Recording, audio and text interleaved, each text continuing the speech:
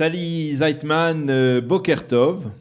Boker Tov. Et on peut dire aussi bonne fête de l'indépendance de la Belgique, puisqu'aujourd'hui, donc, c'est le 21 juillet.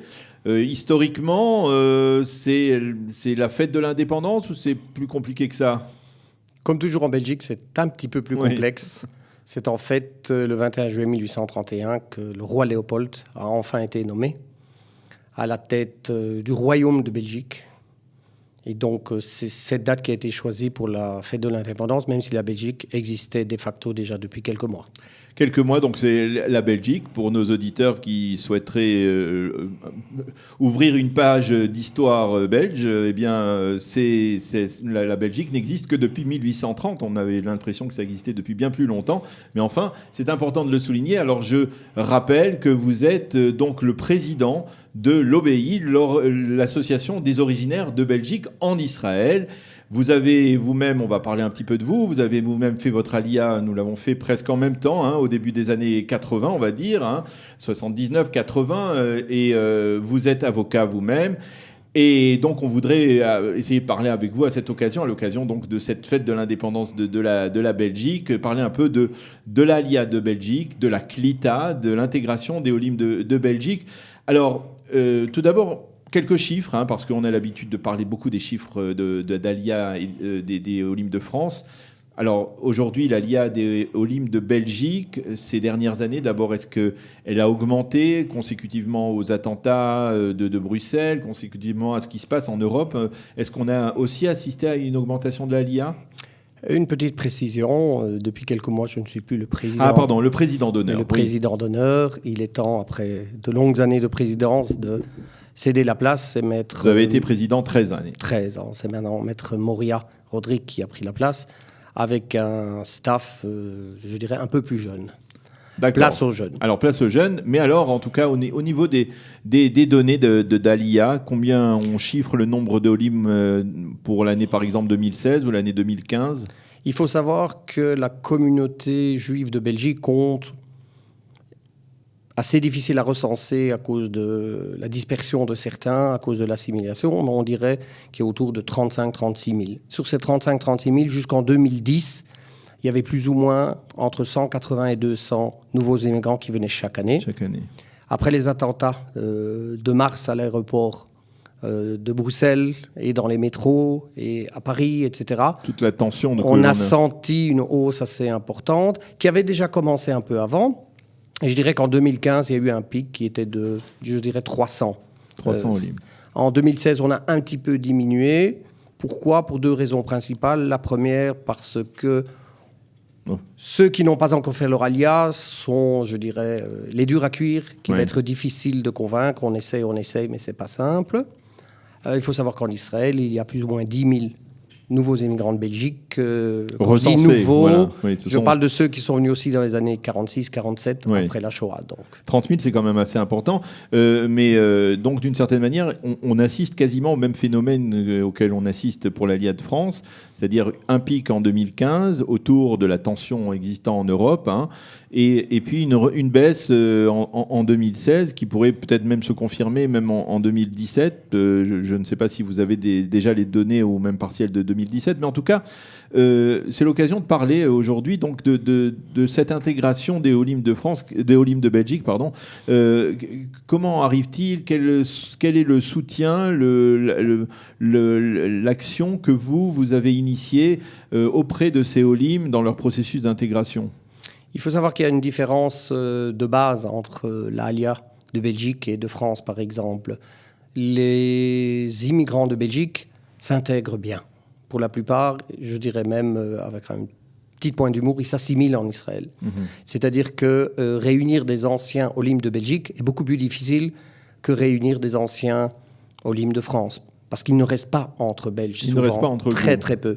Mon ex-vice-président, pendant 40 ans, était à la synagogue, assis à côté d'un juge dans une cour en Israël. Et c'est seulement à son décès, au moment de l'éloge funèbre, qu'il a appris que lui aussi venait dans les années 46-47 de Belgique. Donc il y a une intégration presque plus naturelle, plus facile qui se fait. Les Olim peut-être aussi à travers une capacité à mieux posséder les langues, hein, c'est-à-dire Tout à fait. que les Belges ont, que les Français n'ont pas, par exemple, ou n'ont pas de la même manière. Ça leur permet de capter plus facilement l'hébreu, d'avoir l'anglais peut-être comme support, et donc de s'intégrer plus facilement à la réalité israélienne. Tout à fait. Je dirais sont très rares les Juifs de Belgique qui ne viennent pas souvent en Israël, même en privé. Alors, on parle d'une alia en général de Olim qui appartiennent à des couches sociales, on va dire, plus élevées, dans on va dire, des couches sociales plutôt favorisées, des gens qui sont relativement aisés, ou alors il y a aussi des gens qui sont en difficulté? Il y a deux particularités de ce point de vue. D'abord, je dirais que jusque 2010, c'était principalement les tout jeunes qui venaient, soit pour l'armée, soit pour des étudiants ou chez Route Leumi, ou les pensionnés. C'est à partir de plus ou moins 2010-2011 qu'il y a eu un certain dérapage et que des familles ont commencé à faire leur alia. Lorsque nous parlions de jeunes ou de pensionnés, en effet, en général, pour les jeunes, c'était des gens qui n'avaient pas encore des moyens financiers autonomes, alors que pour les pensionnés, c'était des gens qui n'étaient jamais à charge de l'État. Lorsqu'on a commencé à voir des familles venir en Israël, là, il y a de tout. Il faut savoir qu'en Belgique, la situation économique n'est plus du tout la même qu'elle était il y a quelques années. Si on parle particulièrement d'Anvers, avec cette étiquette de la juiverie riche, comme d'ailleurs les diamantaires, etc., c'est plus du tout la même chose. En Belgique, à Anvers particulièrement, la situation économique devient souvent précaire.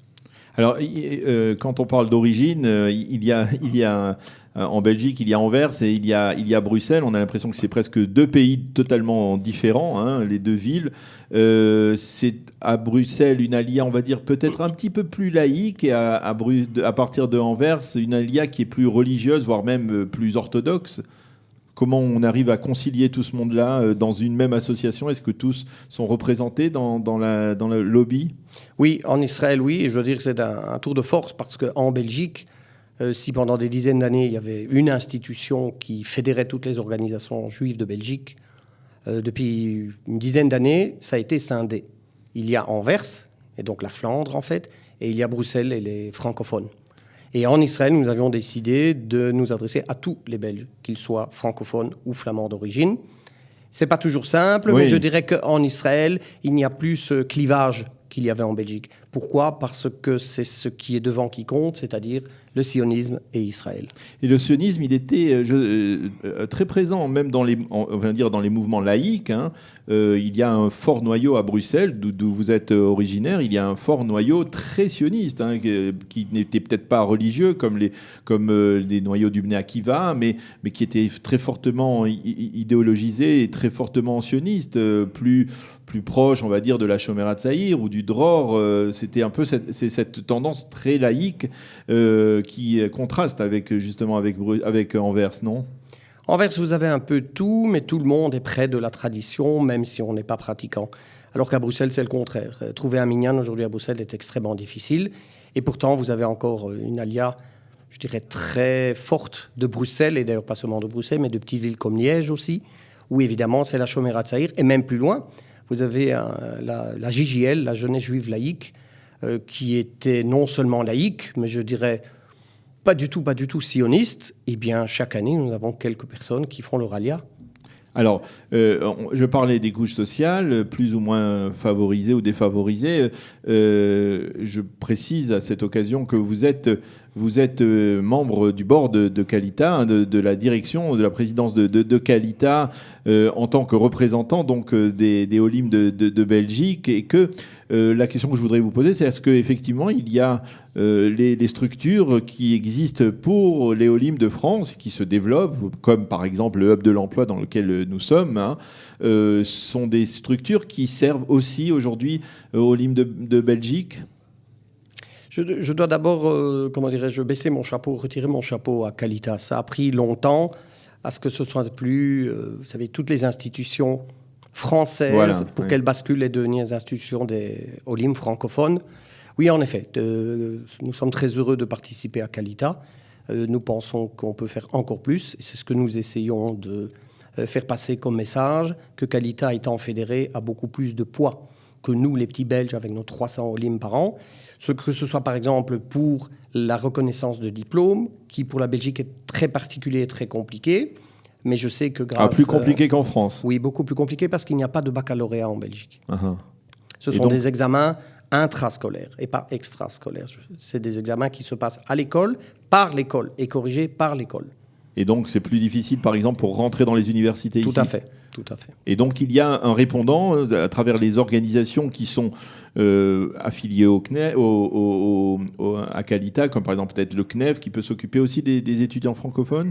Par Calita, oui. Vous avez parlé du hub. J'ai déjà envoyé personnellement plusieurs personnes au hub. Pour des questions du ministère de l'Intégration également. Oui, je crois que Calita est aussi une réponse pour les Belges. Tout à fait. Et donc, aujourd'hui, on peut dire que cette alia s'intègre dans la réalité israélienne, mais il y a des noyaux, on va dire, des groupes de Belges qui aiment bien se retrouver. Je sais, pour avoir participé il y a peut-être un an environ, je sais pas, peut-être l'année dernière, une grande soirée, peut-être à l'occasion, peut-être à la même occasion où c'était autour de cet anniversaire de l'indépendance, ou je ne sais pas. Non, ça n'avait rien à voir. Mais en fait, il y a peut-être un besoin de se retrouver aussi de temps en temps ensemble. De temps en temps. Pas trop souvent. Tous les 2 ans, nous faisons cette fameuse grande journée sportive que nous appelons le LAG Baomer. C'est relativement difficile de réunir ensemble les Belges. Nous étions une centaine, on aurait pu être facilement 200, 300. L'année passée, nous avons fait le premier gala des Belges en Israël, qui fut un événement extraordinaire. Voilà. Nous étions à peine 200. Ah, d'accord, oui, mais c'est tout de même pas mal, 200. L'objectif d'ailleurs de ce gala, c'était entre autres de récolter de l'argent pour aider les institutions juives d'Anvers.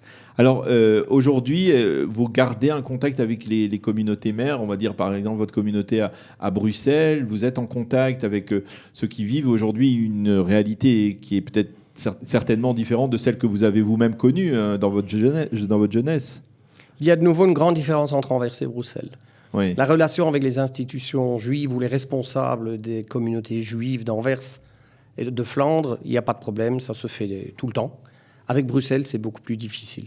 Beaucoup plus difficile. Il y a une seule école juive aujourd'hui qui fait tout le cycle. Ça m'a pris des mois pour essayer d'arriver à son directeur, alors qu'il était en classe juste au-dessus de moi. Oui. Pourquoi ? Parce que Bruxelles essaye de se... Je vais dire une expression que je vais peut-être regretter, mais les institutions bruxelloises juives se protègent d'Israël. Uh-huh. Ils ont peur qu'ils partent en Israël, ceux qui restent. Ah oui, parce que ça affaiblirait la communauté. Ça les affaiblirait, oui. Donc il y a une ambivalence entre cette idéologie sioniste dont je parlais et puis cette crainte de voir la communauté s'affaiblir. Une ambivalence qui n'est pas déclarée, qui est latente, qui est sous-jacente, pas dans les mouvements de jeunesse sionistes évidemment.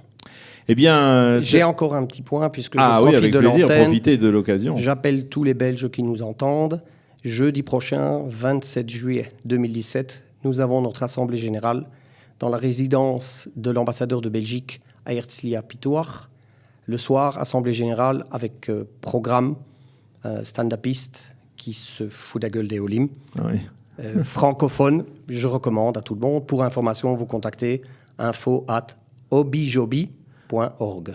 Eh bien, Sally Heitman, merci d'avoir été avec nous ce matin à l'occasion donc de cette journée de l'indépendance de ce 21 juillet, journée de l'indépendance de la Belgique. Merci de nous avoir fait partager en fait la réalité des Olim de Belgique ici en Israël et de nous avoir parlé de l'association dont vous êtes aujourd'hui donc le président d'honneur, et je rappelle que vous êtes aussi membre donc de la direction de Calita, en tout cas du board des présidents de Calita. Merci d'être avec nous, d'avoir été avec nous, et puis on vous souhaite bonne fête. Merci, Shabbat Shalom. Merci et Shabbat Shalom. Et vive le roi. Voilà, vive le roi. Merci et Shabbat Shalom. À bientôt. Voilà, on se retrouve dans quelques instants pour la suite de notre programme.